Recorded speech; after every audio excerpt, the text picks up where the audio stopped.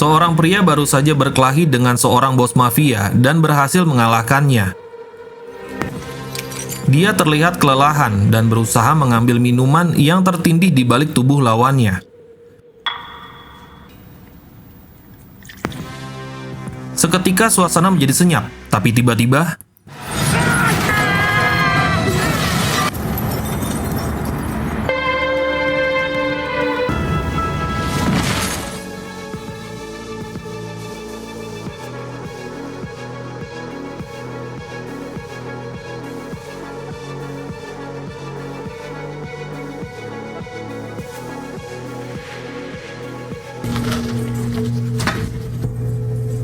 scene menampilkan terjadi kecelakaan di mana sebuah mobil ditabrak dari samping, sedangkan di saat yang bersamaan, seorang pria bertato bernama Wong Po digiring dari sebuah sel penjara untuk menghadapi pengadilan. Terlihat banyak orang di dalam mobil itu dengan kondisi yang sangat parah, di mana seorang di antaranya masih sadarkan diri dan hanya bisa menahan rasa sakit. Scene beralih ke beberapa saat sebelum kecelakaan di mana ternyata mobil tersebut membawa sebuah keluarga dari seorang pria yang akan menjadi saksi kunci di persidangan Wong Po hari itu. Si saksi tersebut dan keluarganya diantar oleh beberapa orang polisi. Si polisi meyakinkan saksi tersebut untuk tidak khawatir karena keselamatannya akan dijamin, tapi tiba-tiba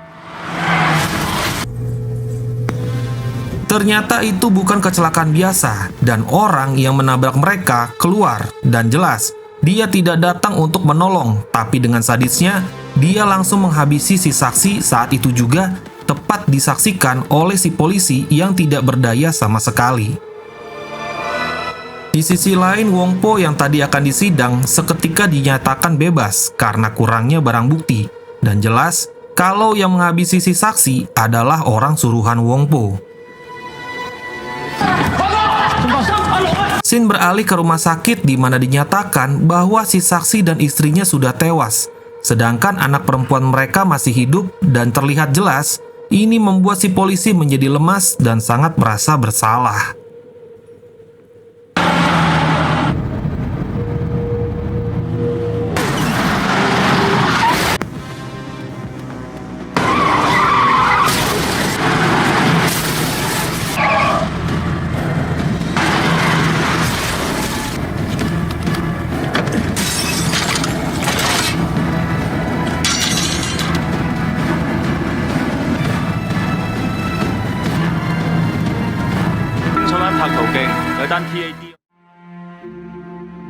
Beralih ke Wong Po yang sekarang terkena karma di mana istrinya baru saja mengalami keguguran untuk yang kedua kali. Ini tentu membuat Wong Po sedih dan berusaha menguatkan istrinya yang sudah putus asa.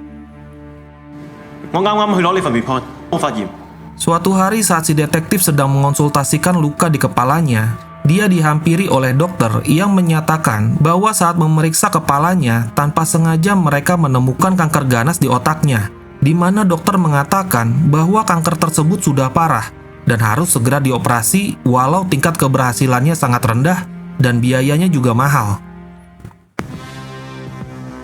Saat bermain, ironisnya si anak malah bertemu dengan Wong Po yang jelas-jelas sudah membunuh ayahnya. Mereka tidak saling kenal dan si anak memberikan permen untuk menghibur Wong Po yang terlihat sedih. Di sini Wong Po menunjukkan kalau dia sangat baik terhadap anak kecil dan masih memiliki jiwa-jiwa penyayang. Disinilah si detektif segera datang dan bersumpah kepada Wong Po bahwa dia akan menemukan cara bagaimanapun untuk menangkap Wong Po.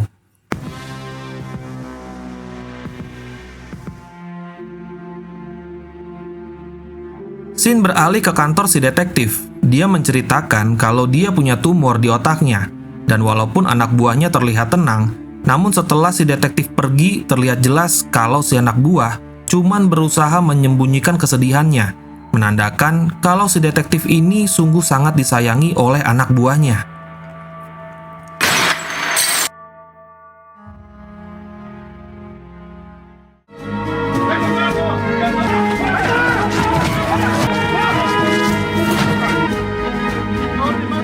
Si anak buah kemudian menceritakan permasalahan si detektif ke rekannya yang lain.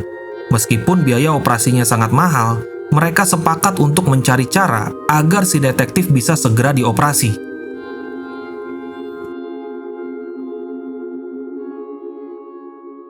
Hari pun berlalu. Di kantornya, si detektif dan anak buahnya sedang berkumpul di mana dia memerintahkan seorang anak buahnya masuk ke dalam geng Wongpo untuk menjadi mata-mata.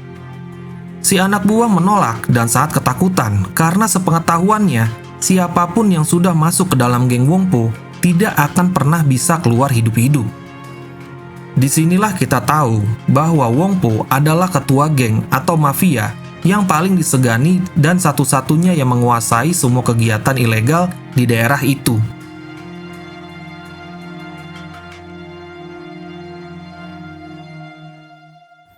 Singkat cerita, 3 tahun kemudian si detektif menghadapi atasannya, yaitu si kepala polisi. Dan di sini kita diberitahu bahwa si detektif ini akan segera pensiun dini dalam 2 hari dan si atasan sudah menyiapkan penggantinya untuk bergabung mulai hari ini ke dalam timnya si detektif. Tujuannya baik, agar penggantinya cepat mengenal karakter para anak buah si detektif dan seluk-beluk preman yang menguasai daerah mereka. Tapi di sini jelas kalau si detektif menolak perintah si kepala polisi dan tetap mencari cara menangkap Wongpo walau cuma tersisa 2 hari lagi. Dan ya, jagoan kita pun datang. Dia adalah Inspektur Ma, atau kita panggil saja Doni, yaitu orang yang disuruh untuk menggantikan si detektif. Doni baru saja tiba di kantor polisi dan langsung menjadi bahan pembicaraan dari anak buah si detektif.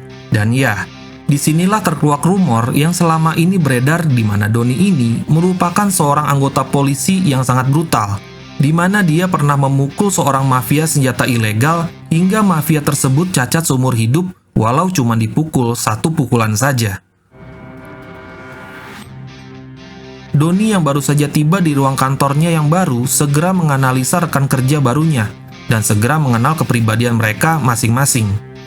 Sedangkan si detektif dan ketiga anak buahnya sedang menggerebek sebuah rumah yang dijadikan pabrik narkoba. Dengan sangat brutal dan tanpa basa-basi, mereka langsung menghabisi kawanan pengedar tanpa membiarkan satupun hidup. Dan ya, ternyata tanpa sepengetahuan si detektif, anak buahnya mengincar uang milik para pengedar.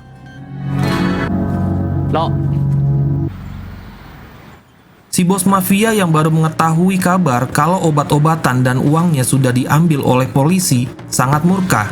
Dan disinilah dia mulai curiga karena bisnis mereka belakangan ini sering digerebek oleh polisi. Dan disinilah si bos mafia mulai yakin kalau ada mata-mata di antara mereka.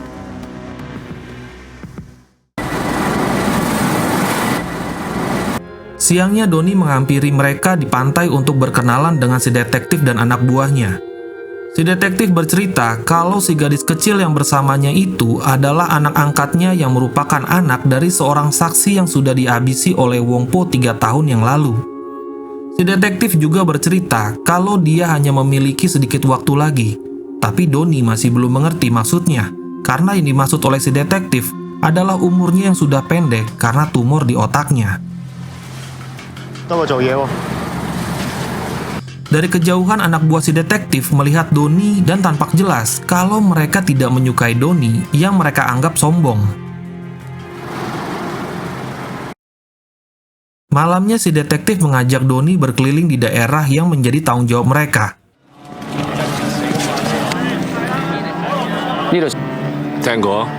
Di sisi lain, seorang pria sedang dikeroyok oleh beberapa orang preman dan walaupun banyak orang di sekitar situ, terlihat kalau mereka hanya diam saja tanpa membantu satupun juga. Disinilah datang seorang polisi tua yang sedang berpatroli dan segera ingin melerai pengeroyokan tersebut, tapi di sini dia segera dihentikan oleh orang-orang yang ada di sekitar situ, menandakan bahwa mereka juga adalah bagian dari para preman tersebut. Sebuah botol dilempar ke arah si polisi, membuat si polisi terdiam dan muncullah si preman berbaju kuning tampak seperti jagoan, membuat si detektif dan Doni geram dan segera menjatuhkannya tanpa perlawanan. Si detektif yang sudah pengalaman langsung merogoh kantung si preman dan benar saja, dia langsung menemukan barang terlarang di kantongnya. Di sini si detektif yang tampaknya ingin memberi pelajaran kepada si preman menyuruhnya melepas sepatu dan kaos kakinya.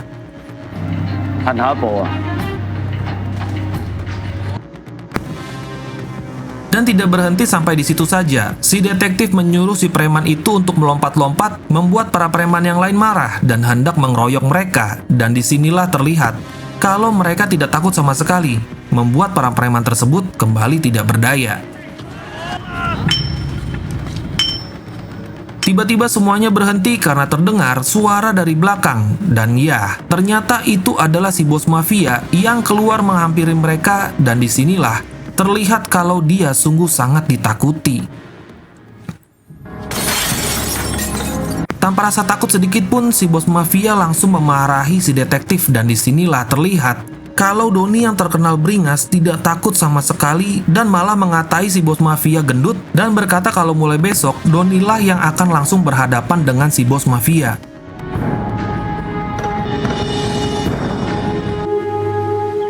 Keesokan paginya mereka semua datang ke TKP yang menjadi tempat terjadinya pembunuhan yang terletak di sebuah pertanian, di mana ternyata yang menjadi korban adalah mata-mata yang mereka suruh untuk memata-matai Wong Po. Di sini terlihat jelas kalau si detektif sangat menyesal karena dulu dia menjamin si mata-mata dan berjanji akan menjaga keselamatannya, namun sekarang dia sudah habis dibunuh dengan sadis oleh Wong Po. Si detektif yang murka segera mendatangi Wong Po dan tanpa banyak basa-basi, dia langsung menembak Wong Po yang segera tewas saat itu juga. Tapi ya, ternyata itu hanya ilusinya saja. Karena tentu saja, kalau Wong Po sudah mati, filmnya bakal langsung tamat dong ya. Terlihat kalau si detektif masih di kantornya bersama anak buahnya yang sudah sangat murka dan tidak bisa mengontrol emosinya lagi. Di sini Doni masih hanya terdiam. Dia masih mempelajari perilaku dari si detektif dan anak buahnya yang nampaknya sudah sangat dendam kepada Wong Po. Si anak buah yang sudah emosi tidak sengaja berpapasan dengan si pria yang mohon maaf ber-IQ rendah yang datang ke kantor polisi untuk melaporkan kalau ternyata dia tidak sengaja merekam peristiwa pembunuhan dan ya, tidak salah lagi. Ternyata yang dia rekam adalah pembunuhan terhadap si mata-mata. Si anak buah segera memberitahukan video tersebut ke si detektif dan anehnya, si detektif langsung memanggil anak buahnya yang lain dan melakukan pertemuan tertutup tanpa melibatkan Doni yang sebenarnya hari itu sudah resmi bertugas sebagai atasan mereka dan jelas ini membuat Doni curiga. Mereka segera memutar rekaman tersebut dan terlihat kalau si bos mafia memukul si mata-mata dengan stick golfnya. Namun ternyata si mata-mata belum tewas dan disinilah faktanya bahwa yang membunuh si mata-mata aslinya adalah anak buah si bos mafia yang langsung menembaknya saat itu juga. Yang awalnya dikira kalau barang bukti ini bisa langsung membuat si bos mafia dipenjara, ternyata itu tidak bisa karena faktanya yang membunuh si mata-mata bukanlah si bos mafia, melainkan anak buahnya, dan itu membuat si bos mafia paling cuman hanya dikenai pasal penganiayaan. Dan disinilah si detektif memiliki ide untuk menghapus bagian penembakan yang dilakukan oleh anak buah Wong Po dan menjadikan Wong Po sebagai pelaku tunggal yang menyebabkan kematian si mata-mata. Disinilah si detektif langsung membagi tugas ke anak buahnya, di mana anak buah yang satu ditugaskan untuk mencari si penembak, dan anak buah yang satunya lagi ditugaskan untuk menakut-nakuti si saksi mata yang tadi memvideokan rekaman tersebut. Doni yang sudah curiga segera datang menghampiri mereka dan ternyata mereka sudah selesai dengan semua perencanaan mereka, membuat Doni yang masih curiga tapi tidak bisa berbuat apa-apa karena dia diperlihatkan video yang sudah diedit, membuat dia percaya bahwa Wong Po lah yang sudah menghabisi mata-mata mereka.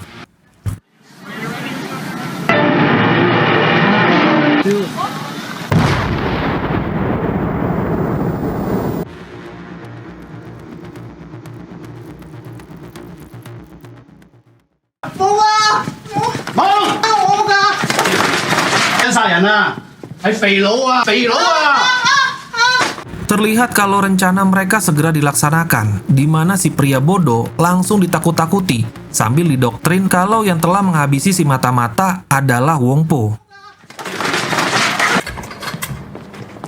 Wong Po yang baru saja tiba di apartemennya untuk merayakan kelahiran anak yang ditunggu-tunggunya, segera dihadang oleh si detektif dan Doni. Mereka membawa surat penangkapan, tapi disinilah si Wong Po yang berbadan gempal tidak terima dan langsung menghajar mereka satu persatu, dan ini sungguh sangat menggempalkan sekali.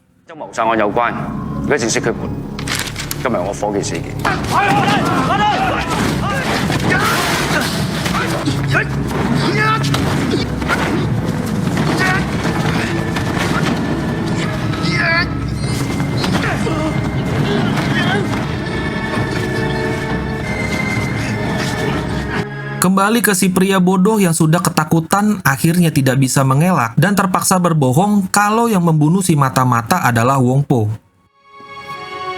Namun disinilah terkuak fakta, kalau ternyata si pria bodoh tidak benar-benar bodoh, dan malah bernyali besar, di mana dia ternyata masih menyimpan kaset rekaman yang asli tanpa diketahui si polisi, sedangkan kaset yang dipegang si polisi hanyalah kopiannya saja.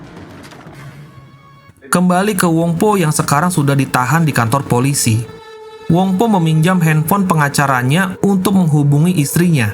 Tapi polisi yang menjaganya melarang karena hukumnya tahanan tidak boleh menggunakan telepon, dan disinilah kita diperlihatkan sifat asli Wong Po ibarat singa yang galak kepada musuh-musuhnya. Wong Po terlihat sangat menyayangi keluarganya dan sangat lembut kepada istrinya. Jelas sekali kalau dia sangat menyayangi anaknya yang baru lahir, karena jelas dia sudah menunggu kelahiran anaknya dari sejak lama, mengingat umur Wong Po yang sudah cukup tua.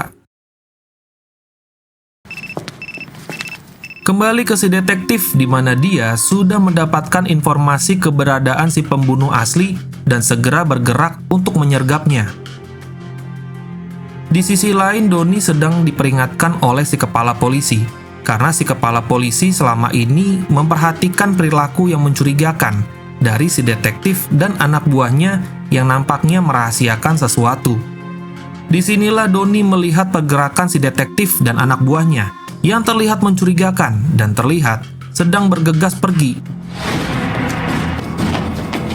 Dan disinilah si detektif sekarang bersama semua anak buahnya siap menyergap si pembunuh yang asli, dan tiba-tiba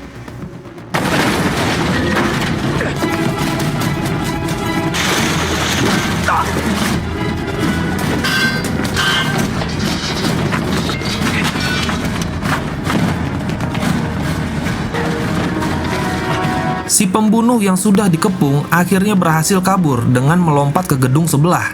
Tapi disinilah celaka buat si pembunuh, karena yang dia kira dia sudah lolos, ternyata si detektif sudah menunggunya dan membuat dia tidak berdaya lagi. Dengan tidak ada belas kasihan, mereka memukuli si pembunuh dan terlihat kalau mereka berniat untuk menghabisinya. Disinilah Doni yang baru tiba segera berlari dan menghentikan mereka.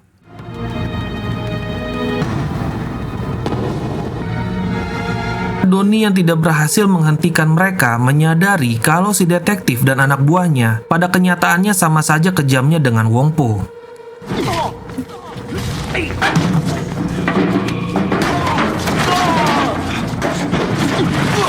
Doni yang sudah geram langsung menghajar mereka sekaligus, sampai akhirnya anak buah si detektif mengancamnya untuk menembaknya. Dan ya, Doni tidak gentar sama sekali dan langsung menghajar si anak buah yang jelas-jelas tidak ada apa-apanya kalau melawan Doni. Intinya Doni kecewa karena mereka menggunakan cara-cara jahat hanya untuk menjebak Wong Po, bahkan membunuh anak buah Wong Po agar Wong Po lah yang dijadikan tersangka utama pembunuhan si mata-mata. Si detektif yang tidak terima atas pernyataan Doni mengungkit masa lalu Doni yang dulunya juga pernah menghajar penjahat dengan sangat brutal hingga dia cacat seumur hidup.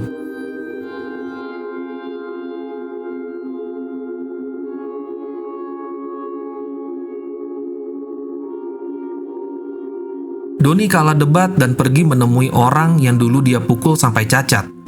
Orang itu sekarang mengalami keterbelakangan mental dan tidak bisa bekerja apa-apa.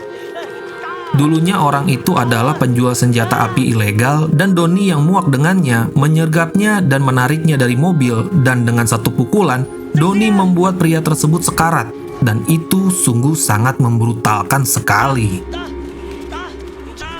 Sekarang pria tersebut kehilangan memorinya dan menganggap kalau Doni adalah abangnya dan sekarang Doni mengunjunginya tiap minggu dan membiayai hidupnya. Doni yang mengingat kejadian itu sangat menyesal atas kebrutalannya di masa lalu, dan itu yang membuat Doni sekarang lebih tenang dalam bertindak.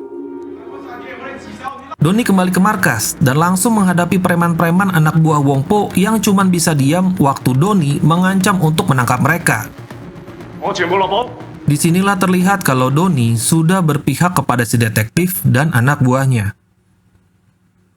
Beralih ke Wong Po di tahanannya. Ternyata Wong Po yang nyalinya selangit dengan bebasnya menggunakan teleponnya untuk mengkoordinir anak buahnya dari dalam penjara.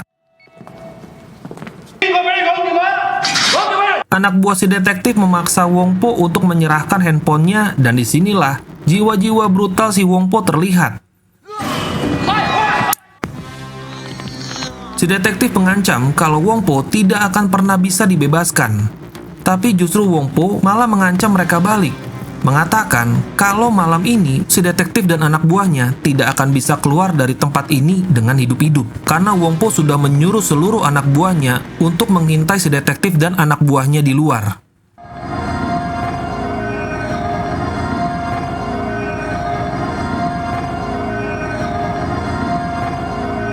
Dan disinilah mereka sekarang di ruang kantornya sedang merencanakan segala cara untuk memastikan kalau Wong Po tetap di penjara. Bahkan dengan sengaja mereka merencanakan memasukkan pistol yang akan direkayasa seakan-akan Wong Po lah yang telah membunuh si mata-mata dengan pistol tersebut, padahal faktanya pistol berjenis Tokarev itu mereka yang beli dan menukar peluru dari pistol Tokarev itu dengan peluru asli yang ada di ruang barang bukti.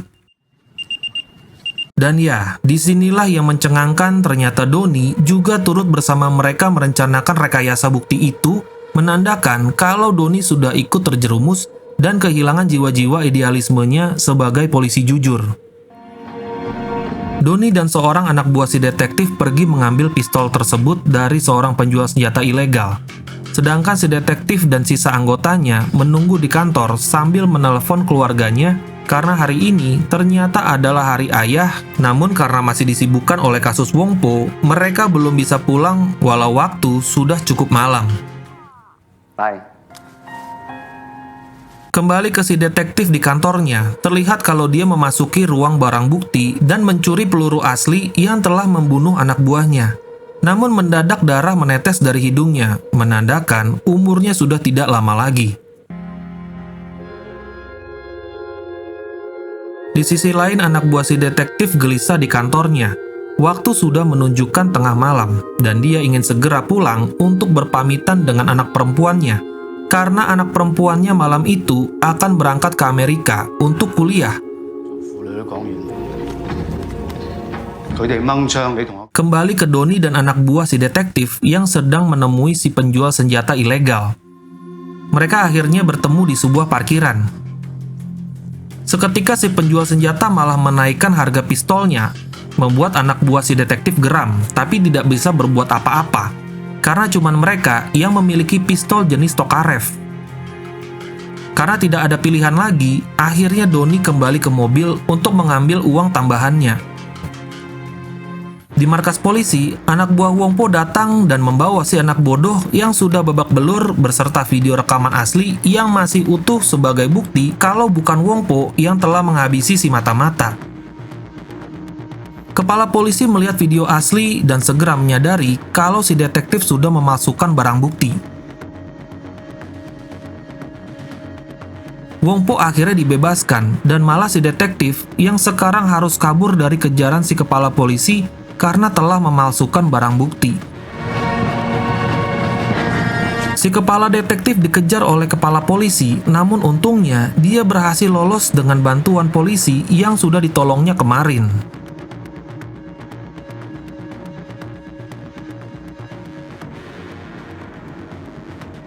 Kembali ke anak buah si detektif yang ditinggal sendirian oleh Doni. Terlihat seseorang membawa koper mendatangi si preman, tampak seperti membawa pistol yang mereka cari.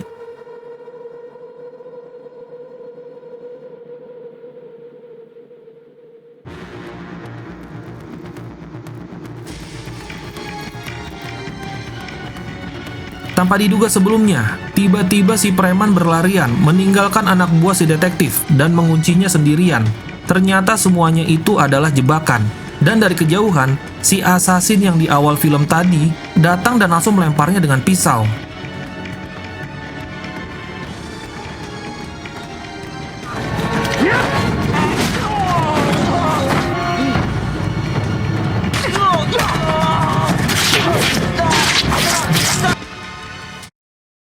Tanpa basa-basi, si assassin langsung memfataliti anak buah si detektif. Tapi tiba-tiba, ya, Donnie berhasil menggagalkannya. Walau jelas, kalau kondisi anak buah si detektif juga sudah terluka parah. Si assassin sengaja pergi ke sisi bangunan yang gelap dan ditambah posisinya si anak buah juga disandra, membuat Donnie tidak bisa menembak. Si anak buah yang sudah pasrah mengisyaratkan agar Donnie menembak saja, tapi apa yang terjadi? Ya, tanpa bisa berbuat apa-apa, Donnie harus menyaksikan anak buah si detektif tewas difataliti oleh si assassin yang jelas adalah pembunuh berdarah dingin.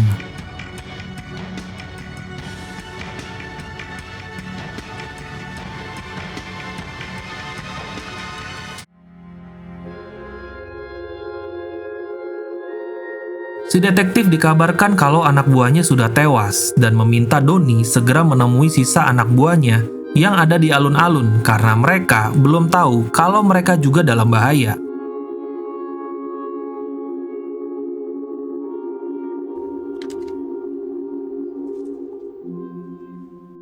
Si detektif yang ternyata masih bersembunyi di kantor polisi berhasil keluar dengan bantuan si polisi yang baik dan segera menyusul Donnie. Kembali ke anak buah si detektif di alun-alun.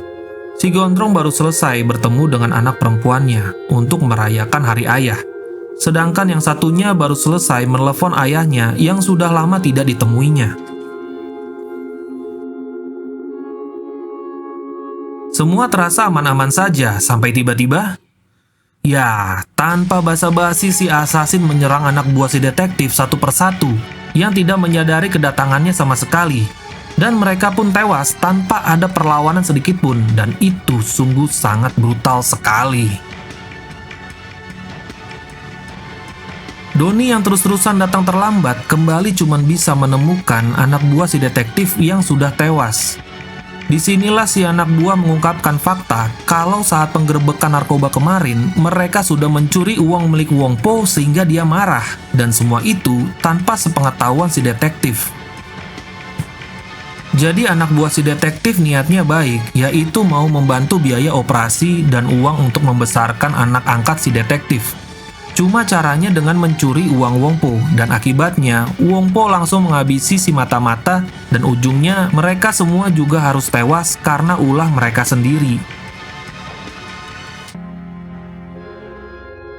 Singkat cerita, Donnie menemui si detektif dan menceritakan fakta tentang uang yang anak buahnya curi dari Wong Po.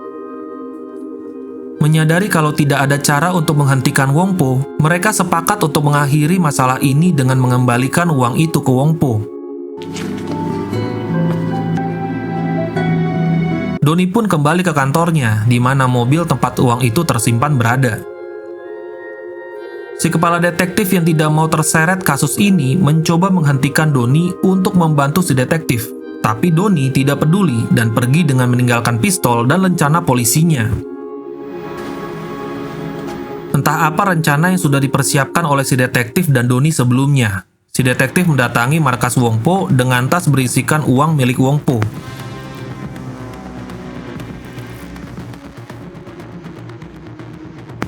Terlihat Wong Po sudah menunggunya bersama si assassin. Jelas kalau mereka tidak akan membiarkan si detektif pulang hidup-hidup. Tapi tiba-tiba, ya, si detektif menyerang duluan dan ternyata tas itu cuma berisikan kertas biasa. Tanpa basa-basi si detektif menghabisi semua anak buah Wong Po. Tapi tidak diduga-duga, dia langsung ditusuk oleh si assassin yang jelas skillnya di atas si detektif. Si detektif yang juga terluka mencoba melawan tapi tangannya justru ditusuk oleh pisau saat mencoba meraih pistol. Tanpa belas kasihan sedikit pun, Wong Po menyiksa si detektif yang sudah luka parah.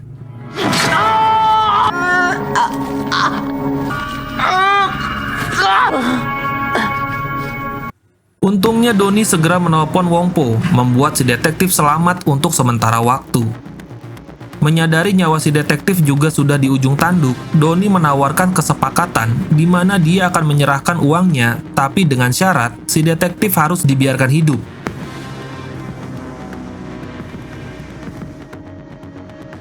Wong Po yang sudah nggak sabaran menyuruh si assassin untuk pergi menyambut Donnie.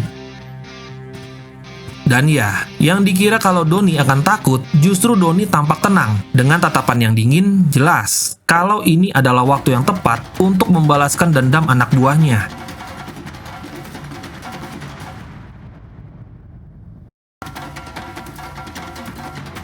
Donnie terkena sabetan, tapi segera melakukan serangan balik dan berhasil memukul si assassin hingga membuatnya kesakitan. Di sini terlihat kalau Donnie sudah berhasil mempelajari pergerakan si assassin dan membuatnya terpojok.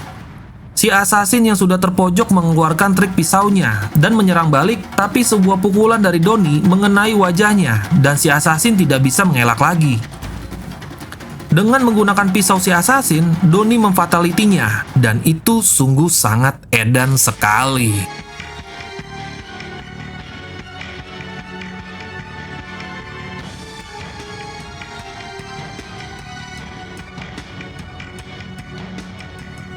Kembali ke si detektif yang sudah tergantung tidak berdaya.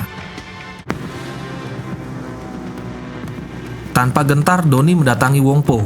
Dan ya, serangan Donnie tidak ada apa-apanya buat si bos, menandakan kalau skill Wong Po itu bukan kaleng-kaleng. Pertarungan langsung dimulai, mereka terlihat sama kuat. Tendangan Donnie tidak bisa menjatuhkan Wong Po. Donnie berhasil memukul dengan telak, tapi langsung dipukul balik oleh Wong Po. Disinilah Donnie akhirnya mengeluarkan mode brutalnya dan membanting si Wong Po.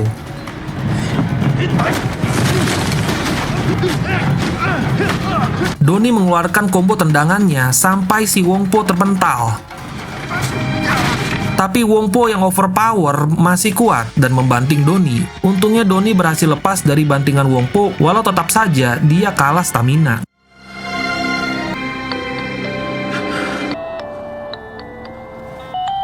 Wong Po yang terdistrak oleh telepon dari istrinya langsung diserang oleh Donnie. Wong Po yang sekarang sudah dicekik tidak bisa berkutik lagi.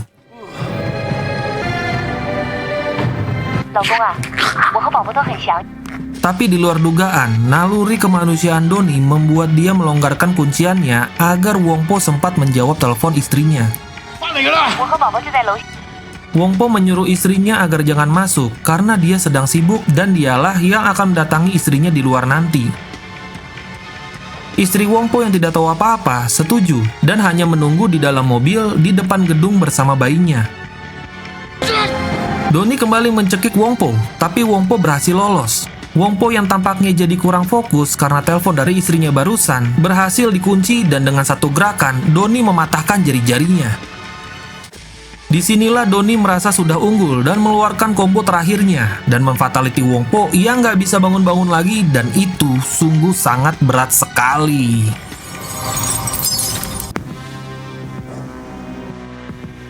Donnie yang sudah kecapean sehabis melempar Wong Po yang gempal berhenti sejenak dan dengan tidak ada kasihan sama sekali, dia mengambil whisky yang tertindih tubuh Wong Po dan meminumnya.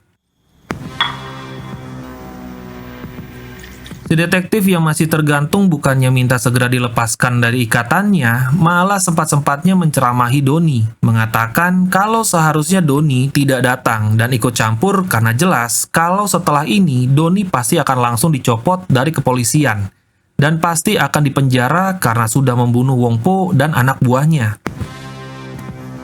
Donnie yang sudah tidak peduli cuman menjawab kalau dia hanya ingin mengembalikan harga diri rekan-rekannya yang sudah tewas dibantai oleh Wong Po. Tanpa menyesal, Donnie siap menerima konsekuensi atas tindakannya. Doni mengambil satu gelas lagi untuk bersulang dengan si detektif. Tapi tiba-tiba, ya, Wong Po tiba-tiba muncul dari belakang dan langsung mendorong Doni, dan Doni langsung terjatuh dari gedung tanpa perlawanan sama sekali.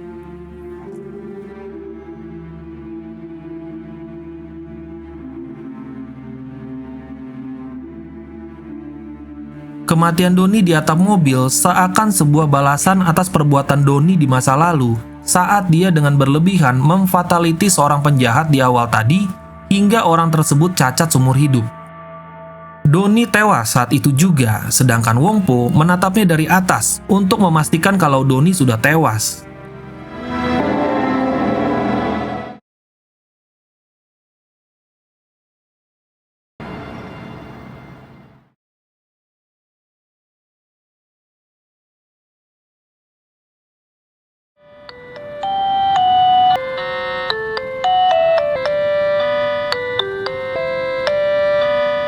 Tapi seketika, wajah Wong Po yang lega oleh kematian Doni berubah panik saat dia sadar kalau mobil yang tertimpa oleh tubuh Doni adalah mobil milik istrinya.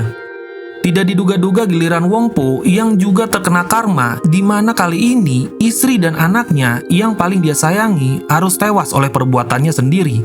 Dan jelas, ini mengingatkan kita juga dengan satu keluarga yang tewas dibantai di mobil oleh orang suruhan Wong Po di awal tadi. Andai kata tadi Wong Po menyuruh istrinya untuk langsung pulang, pasti istri dan anaknya selamat. Tapi justru dia yang telah menyuruh istrinya menunggu di luar gedung, dan dia juga yang sudah melempar Doni yang secara tidak langsung membuat istri dan anaknya tewas dengan mengenaskan. Dengan tertunduk dan perasaan yang hancur, Wong Po menangisi kekalahannya karena istri yang sangat baik kepadanya dan anak yang sudah lama dia nanti-nantikan di usianya yang sudah cukup tua malah mati oleh perbuatannya sendiri, dan ini sungguh sangat mengenaskan sekali.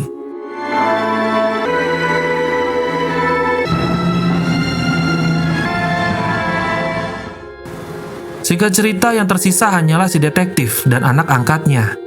Jelas kalau si detektif berhasil mengambil uang Wong Po dan memastikan uang tersebut bisa menjamin masa depan anak angkatnya. Seketika si detektif kesakitan, dan jelas kalau kankernya sudah merenggut nyawanya. Misinya sudah selesai, dan cerita pun tamat.